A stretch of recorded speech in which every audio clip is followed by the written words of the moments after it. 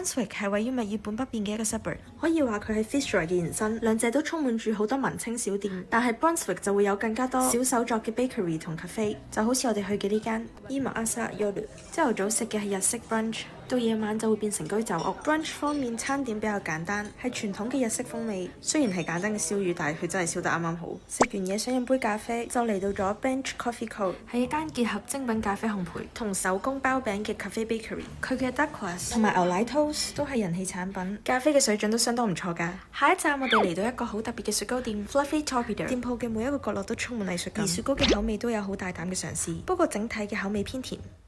行下見到 photo booth， 於是諗住影翻輯相去紀念今日。成個 Melbourne 總共有7座，一輯相有3張，8蚊一輯，最緊要係可以被卡，側邊仲有得買菲林。